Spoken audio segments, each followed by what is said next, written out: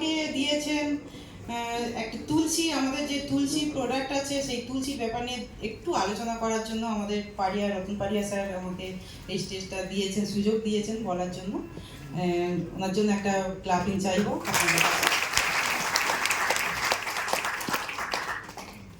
এই মাই তুলসী আমাদের যে প্রোডাক্টটা আছে এটাকে আমরা বাড়ির ছোটোখাটো ডাক্তার হিসাবে মানি।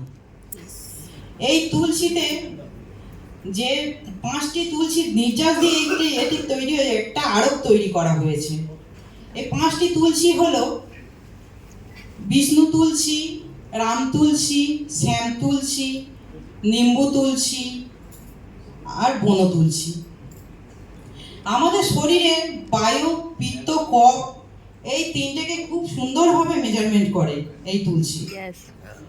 আর এই তুলসী যদি আমরা প্রতিনিয়ত ব্যবহার করি তাহলে সর্দি, কাশি, জ্বর, ডেঙ্গু, ম্যালেরিয়া, ব্রঙ্কাইটিস এরকম বড় হাঁপানি রোগের মতো উপশম দেয় রোগকে।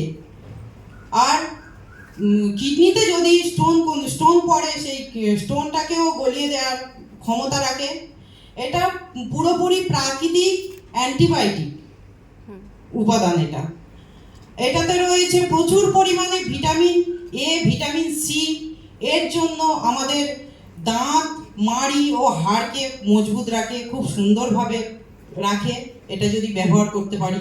আমাদের চুল, স্কিন এগুলোকেও খুব সুন্দরভাবে নারিশমেন্ট করে। আমরা তুলসী কিভাবে ব্যবহার করব?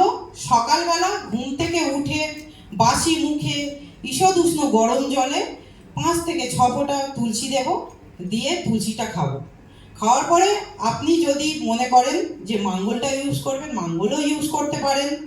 মাঙ্গলটা হচ্ছে শরীরের মানে চুল থেকে পায়ের নখ পর্যন্ত আপনাকে নারিশমেন্ট করবে। সব কিছু, কোনো বড় রোগ আপনার শরীরে আসতে দেবে না। Thank you.